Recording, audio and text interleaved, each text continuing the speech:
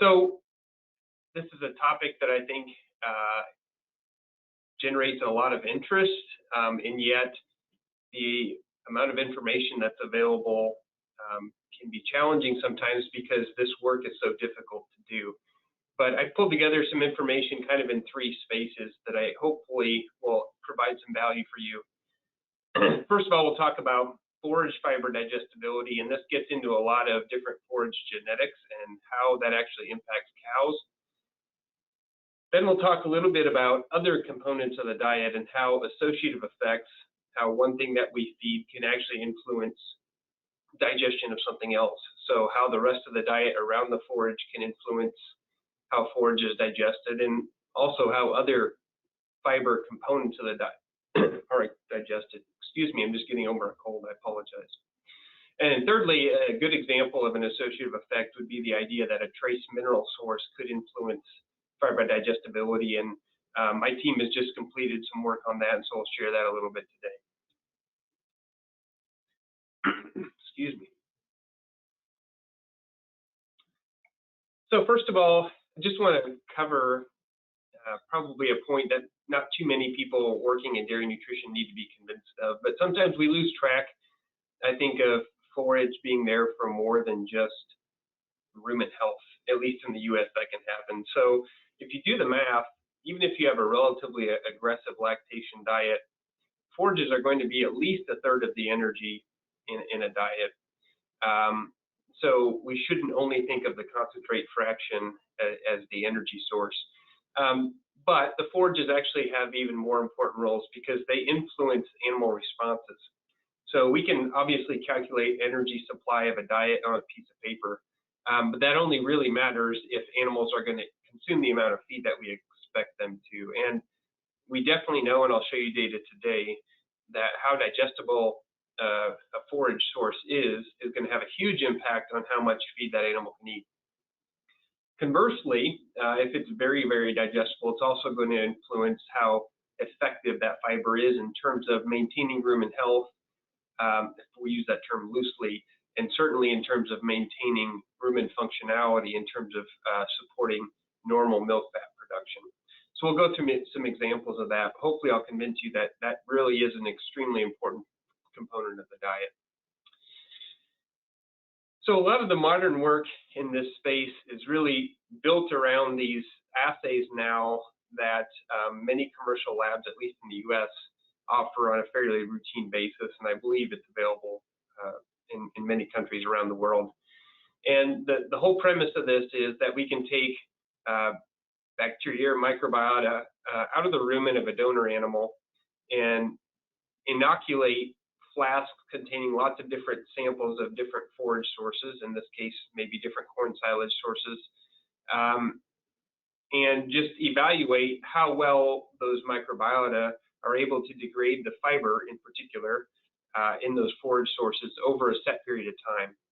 Now, there's lots of different options here, of course, and I'll talk about that in a minute, but regardless of how long we incubate these, the whole idea is to assess how much NDF, or neutral detergent fiber, disappeared during that window of time, or perhaps sometimes our interest is how much is left over, which is, of course, just two sides of the same coin. And then we can use this to sort of get a somewhat unbiased estimate of how degradable the fiber is in one source of forage versus another on sort of an apples-to-apples basis. Now, of course, that's going to be most comparable if we've run these side by side at the same time in the same lab with the same donor animal. And so that's always a challenge with these kind of biological assays. It's not going to be as repeatable across labs and over time as a chemical assay would be. However, and I won't get into this today, compared to chemical assays that might predict digestibility, my conclusion from the literature, at least, is that this biological assay is more directly relevant to how digestible feed is in the rumen because it's more closely mimicking what the rumen is actually doing. So even though that it's maybe a more variable assay, it might be more relevant to predicting animal responses than, say, measurement of just lignin in forage, for example. So let's talk about this. How do we why do we have different time points? Why do we look at 24, 30, 48 hours, and then maybe even 240 hours, 10 days of incubation? What would be the reasons behind some of these different approaches to this? Well, let's actually look at a whole time series. Let's not look at discrete time points first of all. So this is just a NDF disappearance graph that I created, but it would be very similar to what you might actually get from a sample if you did it perfectly. So maybe we have a corn silage sample that starts at 45% NDF on a dry matter basis. We would expect if we put that in a flask with some rumen fluid and the right buffers and such, that there would be some slow degradation of the NDF, but there's a little bit of a lag here, presumably while bacteria attach and start to work on the structure of the plant cell wall. And then we start to see a more rapid degradation after a few hours of that lag. And from that point on, it's maybe hard to visualize, but the rest of this is just a mathematical equation where a certain fraction of the remaining NDF is degraded at a consistent rate over time. If you account for the fact that there is some fraction of that fiber that's really almost completely indigestible to these microbial enzymes and fungal enzymes. Okay, so if we plot that out over time, that's kind of what it would look like. Now, of course, to actually do it instantaneously over time is not feasible, particularly for samples from farms where you'd want to do thousands per month, perhaps. So what can we do to gather the useful information out of this kind of assay without having to take, thousands of samples from a single corn silage that we want to characterize?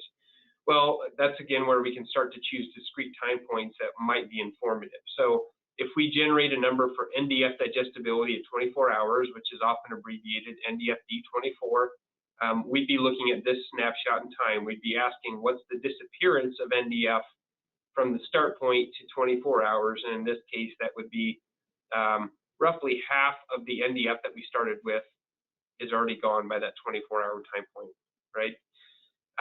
So if we wanted to look at NDF 30, of course, a little bit more is going to disappear. So one immediate point we can make is, of course, we should not be comparing directly NDF 24 to NDF 30 numbers because it's not even close to an apples-to-apples comparison, okay?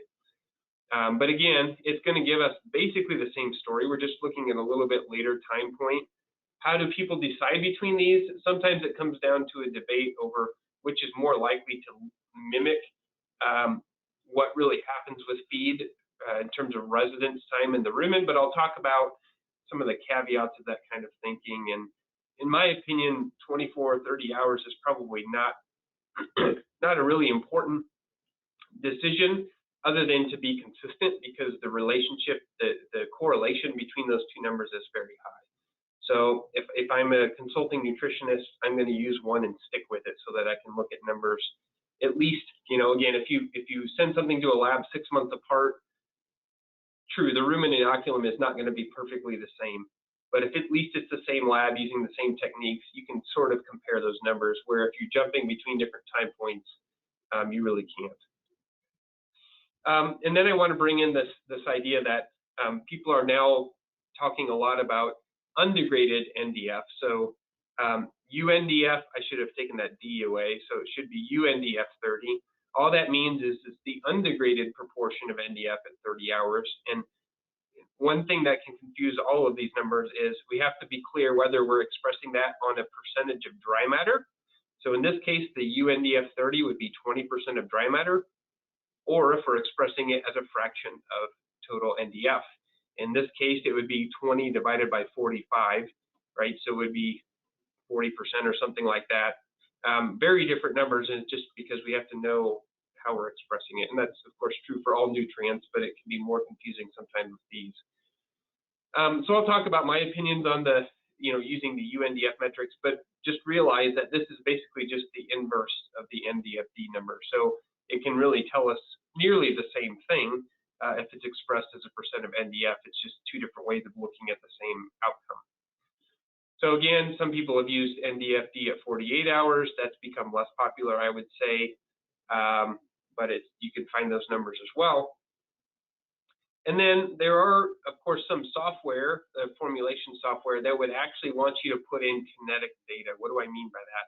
They would actually want to generate an estimate of lag time. So it is possible to observe differences among feedstuffs in terms of how long, for example, microbial attachment takes. So it's possible there may be differences in lag.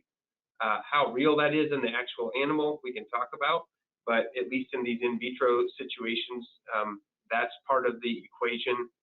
And then again, this particular graph is showing a consistent rate of disappearance. Even though it doesn't look consistent as a fraction of what's left, it is consistent. So that KD could be calculated if you take multiple time points along this curve. And then, of course, to model that curve, you also need to know the ballast, is what some people would call it, the fraction of the NDF that will never be degraded, undigested NDF, or indigestible, some people use. And now the recommendation is to go out to 240 hours rather than 120 to really get an accurate number there. Okay, so let's talk about that. We can have different software programs that might actually incorporate these into formulation, or we can, of course, just use our own brains and not rely on software. So, I mean, when I get this question from nutritionists, should I use 24-hour or 30-hour or 48-hour NDFD, or should I actually try to generate the lag, the KD, and the UNDF 240 to actually model that entire curve? The downside of that last option, of course, is the cost is going to be much greater, because you can't just have one sample incubated for a fixed period of time and then analyze it. You're asking the lab to basically take your sample, split it up into at least 3, probably more like 4 or 5 different time points, and harvest this flask at 2 hours, this flask at whatever the time points are. So the cost is substantially greater. Well, this is my opinion. You could hear different opinions from others, but we should stop by thinking about. I think this is an orchard grass example, silage. Excuse me.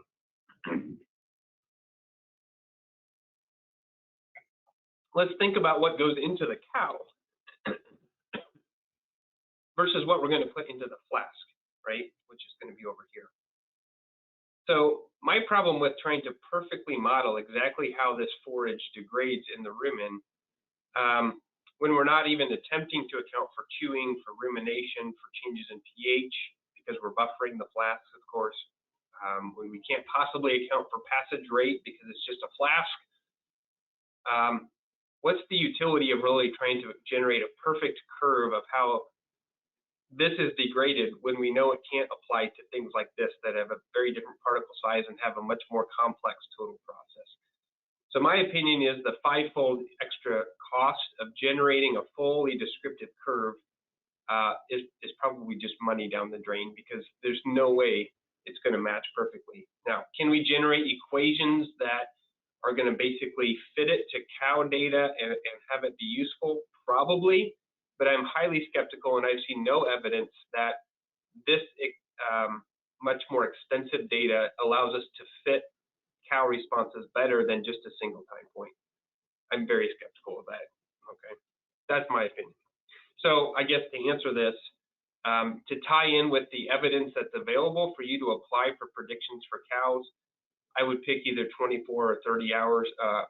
My team has largely done 24-hour, but probably many of the labs, there's probably more data available on 30-hour NDFD, and again, I don't think it matters very much.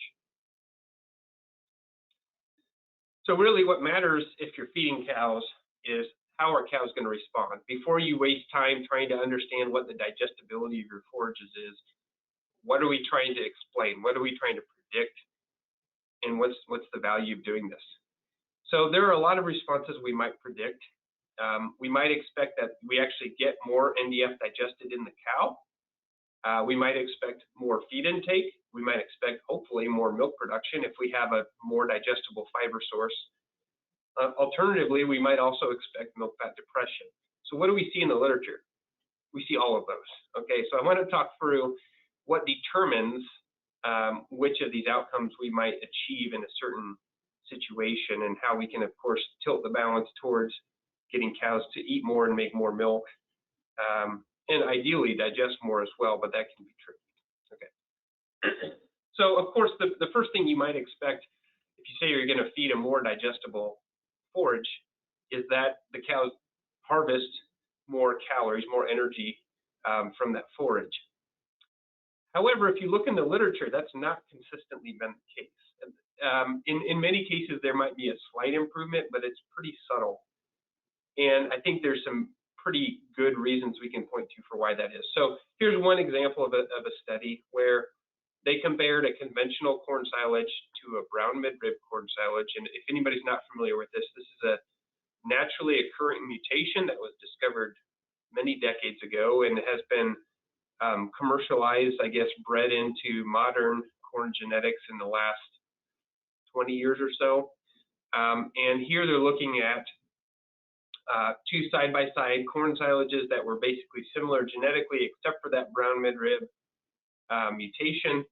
And this is often what we would see. So the in vitro NDFD at 30 hours was just under 30% for the conventional and slightly over 40%. So about a 10-unit increase. And again, that's fairly typical with that brown midrib mutation. And that's an example that we'll turn back to for research over and over because it makes for clean research. So again, in a test tube, in a flask, this is the kind of big jump in digestibility of fiber that we saw between those. But when they were actually fed to cows, to lactating cows, not only was there no benefit, but there was a numerical decrease in NDF digestibility with the brown midrib silage.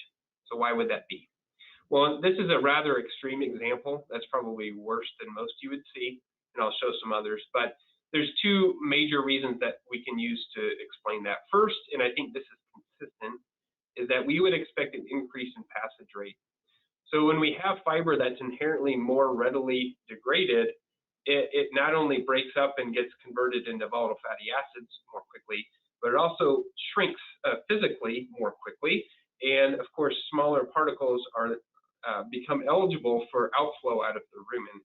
And so it is hard to quantify that, but pretty consistently, that's sort of what we see in the data when we look at how cows respond to these very digestible forage sources. The other thing that can happen downstream of that then, of course, is that if the fiber that you're relying on for buffering, for stimulating rumination to keep your rumen functioning properly, if it's leaving the rumen, either through degradation or passage, it's no longer doing its job, right? So it's not like it's all leaving, but the outflow rate being greater, you have less total time to have that effect in the rumen. And so you do lose some of the physical effectiveness of the fiber. And just to lay that out in a different way, if you're a visual person, so this is a very crude drawing, of course, but the amount of fiber mass that's in the rumen, that again is playing an important role for buffering,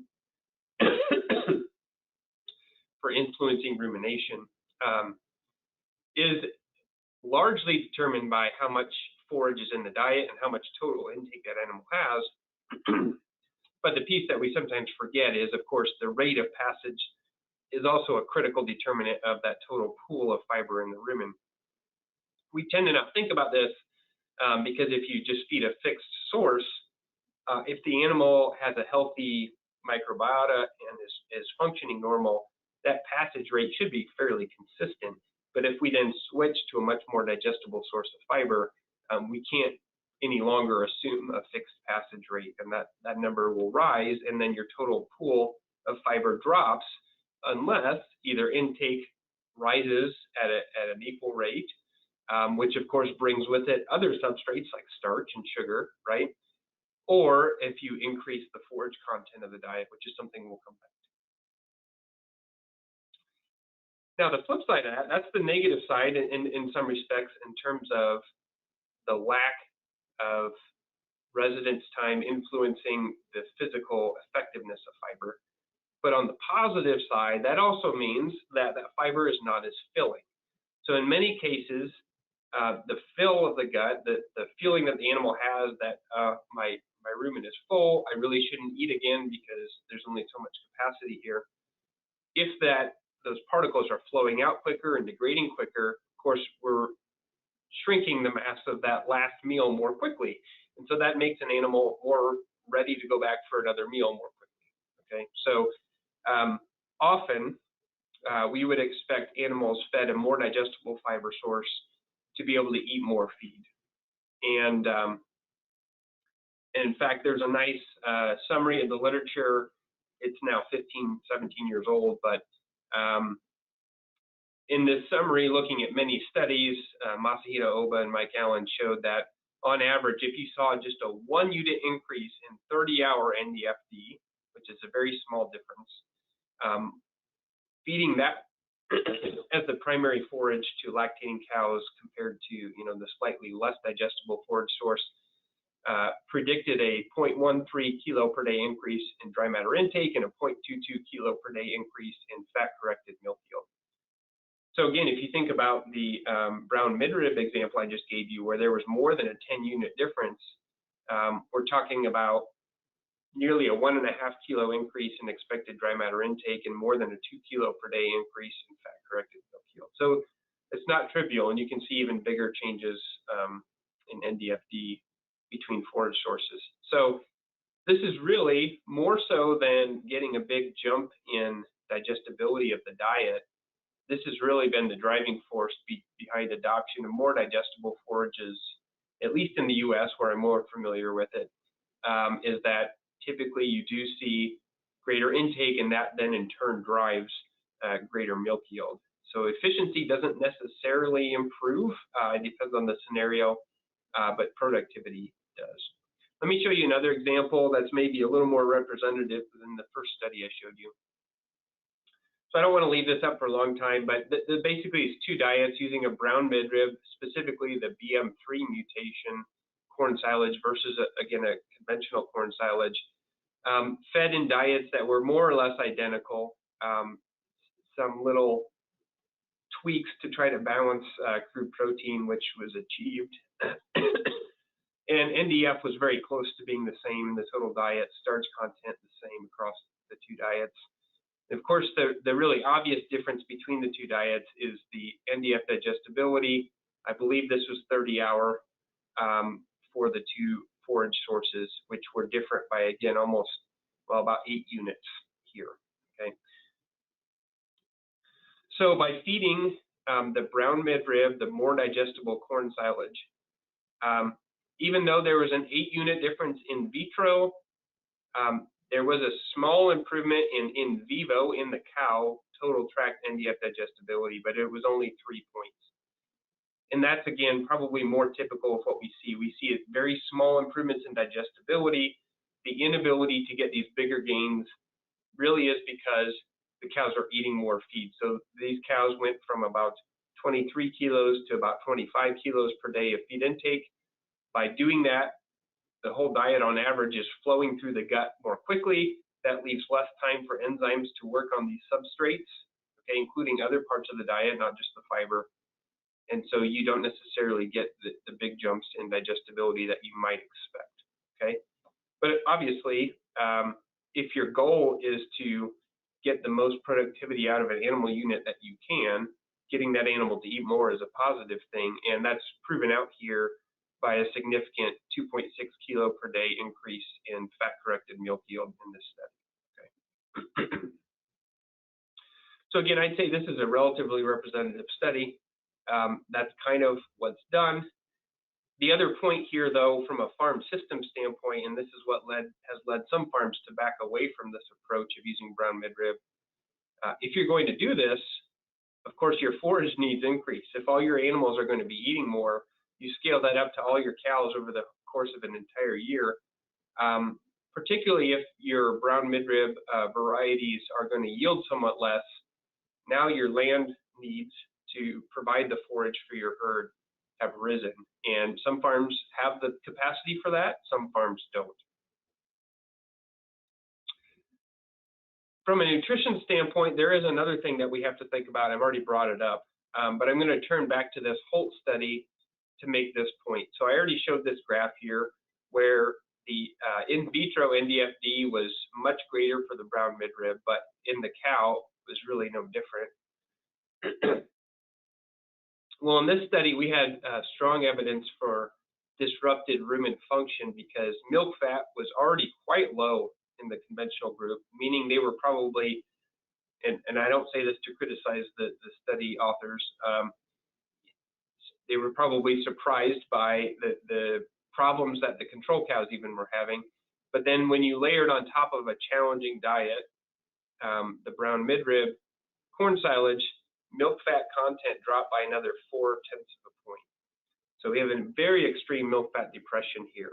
Why would that be? Again, I think it comes back to having a fiber source that's degrading and passing quickly.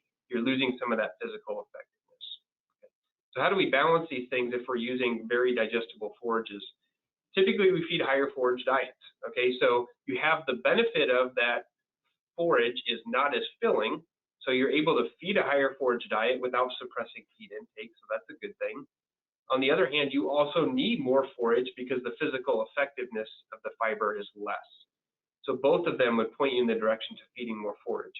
Now again, if you're working with a farm that has a large land mass and they can actually put more acres towards this forage production, this can make a lot of sense. So here's an example. Again, I'm going to use a lot of Mike Allen's studies here, but they looked at a 2x2 factorial design where they compared, again, the brown midrib 3 mutation to control corn silage, but in 2 dietary contexts. So one of sort of a conventional formulation approach in our part of the world, around just under 30% total dietary NDF, versus a very high fiber content for our part of the world, 38% NDF. And I'll just point to one key outcome that gives us some insight into rumen function here. So milk fat in the control, what I would call the conventional Michigan diet, normal corn silage with 29% NDF at the time, 20 years ago, just absolutely normal milk fat content, just under 3.7% fat. But when you took that same diet and replaced it with brown midrib, milk fat dropped to under 3.3%. So we have some mild milk fat depression, I would say, and certainly points to suboptimal rumen function. But if you look at the 38%, the much higher fiber diet, switching between the 2 sources of corn silage had no effect because we're not challenging the rumen, right? It didn't really matter what type of fiber you were feeding as a forage source there because it wasn't such a diet pushing the limits of rumen function. And what's really exciting about this is from a production standpoint is if you compare the conventional Michigan diet to one with way more forage and 10% more total NDF, if we were feeding the brown midrib corn silage, those cows actually made more fat-corrected milk. Okay. Normally, if you say you're going to feed 10% more fiber, we would expect in our part of the world a dramatic drop in milk yield, but that's not what we see if we have these very digestible forage sources. So there are farms, again, that have the land mass that have started using this approach and are feeding, in some cases, 65, 70% forage, which I know in some parts of the world is very normal, but it's unusual here. And they are, in some cases, able to achieve, very high milk yields. One little caveat, I already mentioned some things not to do, like don't compare different time points for NDFD, but it's also important not to compare numbers from legumes and grasses, and here's why. This is, again, a study from Mike Allen's group, where they fed diets that were based on alfalfa or orchard grass, both ensiled, and actually measured outflow passage rate out of the rumen of small indigestible or potentially digestible NDF particles. So because there was no effect of whether they were potentially digestible or not, let's just say small fiber particles flowing out of the rumen. And we see very different responses in cows to alfalfa versus grasses, or other legumes versus grasses, because they have different characteristics in the rumen. And we think this might be related to how much these forages float, believe it or not, because they have to drop to the bottom of the rumen to pass out. And ultimately, the outcome of having a passage rate that's maybe 25 or 30% lower with orchard grass is, even though the grasses show very, very high NDF digestibility numbers, when you feed them to cows, we don't see the increase in intake that we would expect. the same way that we would expect for alfalfa or even corn silage. So the grasses that are not grain, don't include grain, perform differently because of this lower passage rate. So again, if you look at NDFD numbers for orchard grass versus alfalfa, based on what I've told you so far, you would expect cows to eat a massive amount on that, but that's not the case because there is some physical constraint on passage with those types of feeds. That being said, if you do feed grass silages, comparing among grass silages to find which ones are going to be most amenable to high-producing cows, for example, I think does work. It's still, we can still compare within that class. Okay, I hope that all made sense so far. So let's dive into this next thing. What are associative effects? The basic idea behind this is that some things just go better together. You can think of lots of examples, right? But actually proving this in the animal can be tricky. So you might say, well, I think cows perform better if we're feeding, say, wheat midds as a concentrate in place of some corn, because I think I'll get more digestibility out of my forage. And that may be true, but actually evaluating that is tricky. So if you go to a single animal that's fed, say, a corn silage-based diet, or a diet where you've replaced some of that corn silage with beet pulp, for example, how would we actually assess how much of the forage fiber is digested? Just the forage, because if we just measure total NDF digestibility, we're getting NDF from both sources, right? So it can be tricky to answer that question.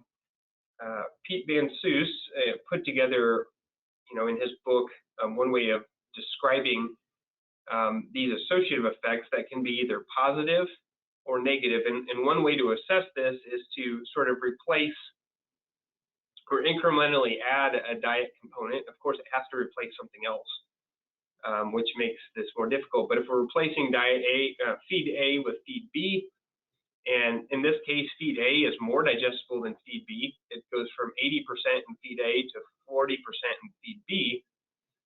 If there's no interaction between them, we should see a linear drop in total diet digestibility, right? If they have a positive associative effect, feed component B, even though it itself is not very digestible, might actually be able to maintain nearly equal digestibility at some level because you're having a positive effect between the two. On the other hand, there may be some feeds that are so negative on digestibility of the other component that it can have more than a negative, it can actually have a calculated negative digestibility, where adding just 10% of feed component B might actually drop total digestibility by 20%, right? So it can't possibly be a linear effect. It has to be an interaction of some kind. So that's really how we have to approach these questions. So if we have associative effects, what would potentially drive that? Why do we even think this might be the case? Well, we know some feed components can influence rumen pH, and that of course affects how bacteria are able to make enzymes and degrade fiber. We may have inhibitory factors, direct chemicals associated with different substrates that specifically impair bacteria or their enzymes. We can have influences on passage rate that again take the substrate away from the enzymes or move them, acidify them in the abomasum so they can't work anymore. We can have substrate effects on the microbial community, which kind of ties in with rumen pH, but there may be other non-pH ways that substrates can affect the microbiota. And potentially even maybe there's some kind of nutrient deficiency that we're not aware of for rumen microbes, and by feeding them this source, it provides some kind of way for them to work better. Okay, so there's a lot of theoretical ways that this could happen. Probably the most common thing that people talk about with substituting a grain with a non-forage fiber source is that it's going to improve pH, and that can happen, but I don't think is as common as we might expect. So this is data from a study where rumen pH was measured very frequently on cows in a Latin square. So this is comparing the same cows that were rotated across all 4 of these diets. And the treatments are no beet pulp, 6%, 12%, or 24% beet pulp, replacing a very fermentable corn source, okay, which was fed at a very high level in the control diet. So The mean pH was just under 5.95 in the control diet. And while it seemed to slightly increase as intermediate amounts of beet pulp were fed, the highest beet pulp inclusion really led to almost identical rumen pH, and there was no significant effect here. So in this study, which I'm going to walk through a little more, there was no strong evidence that rumen pH was increased by replacing corn with a fiber source. But they actually had measures of ruminal potentially digestible NDF digestion rates. Okay, so as a percent of intake in the control diet, about 45% of the PD NDF was digested. And that rose to nearly 65% in the highest beet pulp inclusion rates. So here I'm expressing this as a percent of the total NDF from beet pulp. So this is analogous to the Pete Van Soos graph, where we're replacing A with B, right? And here's the maximum additive effect. Here's the linear effect where there's no interaction, assuming beet pulp NDF is 100% digestible, which it probably is not. So even if we make that assumption, the outcome is greater than that maximum additive effect. So clearly there's a positive associative effect here of putting beet pulp in the diet. If we scale this back to look at total tract NDF digestibility, again, the same story comes through. We started at 60%, went to nearly 75% with the highest beet pulp. And that cannot be explained just by having very good digestibility of the beet pulp fiber. So that's a pretty neat story. And one way to think about this is maybe to flip the script a little bit and think about, this is digestibility of NDF, let's say, in this case.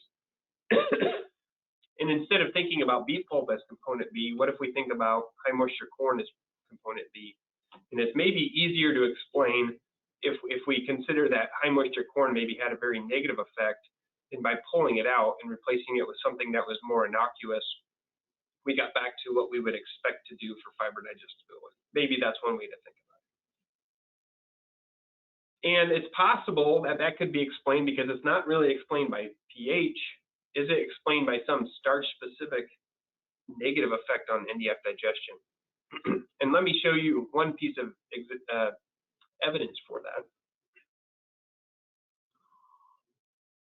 This is from some in vitro work that many years ago Rick Grant did, where they had different flasks where pH was controlled. So they varied pH across flasks, but then they were buffered so that pH wasn't allowed to drift.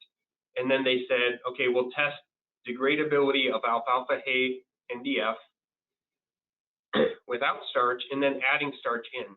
So here again, we're not allowing starch to drop pH. And in fact, we're showing that dropping pH from 6.8 to 5.8 had almost no effect on degradability of NDF. But adding 34% starch to the mixture of substrates in those flasks dropped NDF digestion by 8 units. I think a lot more work needs to be done on this, but there are a few studies out there, not much has been done, but a few studies that hint at this starch inhibition of fiber digestion even without a pH effect. Okay. So that's pretty interesting. So a lot of my work has been in using non-forage fiber sources. In many cases, they're corn byproducts, but of course we can use cotton byproducts, beet pulp byproducts, wheat mids, soybean hulls, all different sources that are heavily used by dairy industries around the world. And this is an example of a study where they did a combined replacement of half of the concentrate in the diet and 30% of the forage. And by doing so, they slightly decreased dry matter intake, probably because of replacing so much concentrate, but actually saw a meaningful increase in fat-corrected milk yield with this corn milling product that ended up being included at 40% of the diet. And by doing that, they achieved a 21% increase in feed efficiency. Okay, and this is compared to a control diet that was pretty good. Cows producing nearly 40 kilos per day of milk. So I think there are some exciting opportunities here. Is that all because of positive associative effects? Not necessarily, but I think some of it is. And I think there are opportunities to come up with, especially as different industries produce byproducts that we have to learn how to use. I think if you can get ahead of the curve, I think there's ways to get some big wins there that, again, our formulation software really don't predict this at all. It's not a component of those predictions. So lastly, I hope I'm not getting too far behind here. I'm going to touch on another example of an associative effect, and that would be trace minerals influencing fiber digestibility. So why even bring minerals into this? Well, of course, fiber digestion depends entirely on microbial activity because the cow doesn't make enzymes to break down fiber, right? So we have to keep the bugs happy. And certainly trace minerals are necessary for the animal. We have to have them for the health of the animal in many ways.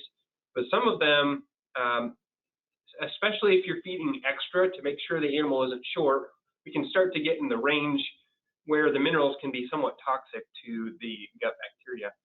And if you haven't thought about that before, if you have any friends that feed pigs, particularly as antibiotic use is getting tamped down, what do they feed a lot of times if they're having diarrhea problems? Feed a whole bunch of zinc. Why? Well, zinc suppresses growth of some of the bacteria, particularly the pathogens, but not only the pathogens, right? So we actually do know this, we just don't think about it that much in ruminant nutrition. And of course, on the swine side, they're feeding way higher concentrations, but that doesn't mean that intermediate concentrations might not be negative. So that leads to the question, we have to feed some of this. I'm not going to show you all the data, but we do have good evidence that if you feed too much of these trace minerals, they do have negative effects on bacteria and digestibility. But at intermediate levels, at levels that we should be feeding, debatably, could it be that the form of trace minerals can influence whether it has these negative effects or not?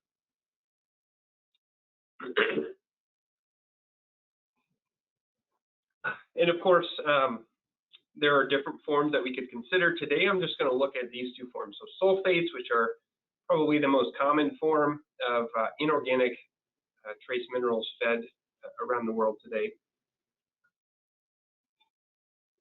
And then the hydroxy or hydroxychloride forms of trace minerals that were developed in the last few decades, marketed as an IntelliBond by micronutrients. And there have been a number of studies that have directly compared these two sources. And actually, we have enough of these studies now that we decided to take on a meta-analysis of those studies to ask, does this different source of trace mineral, sources of copper, zinc, and manganese, do they affect digestibility of NDF and dry matter, or do they affect dry matter intake? So we went in the literature, pulled all the studies we could find where these two different sources were directly compared in either beef cattle or dairy cattle. We tried to collect all the information from those studies that we might possibly be able to put into a model to help explain differences in outcomes. And I'll get into that more when I show you some of our results. But again, we looked at how the study was designed, how long the study ran, how digestibility was assessed, whether it was in beef or dairy cattle, and more things than I even listed here, okay?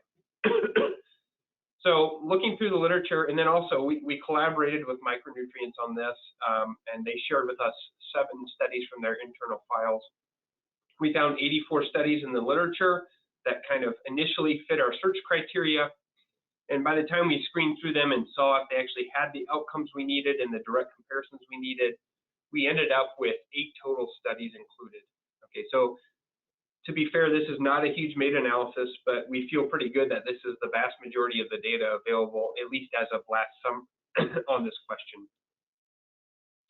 And I'm not going to leave this up for very long, but these are the 8 studies we found, and 4 of those studies had actually factorial designs. So they had 2 different dietary contexts in which they tested this, and so we included those as separate assessments.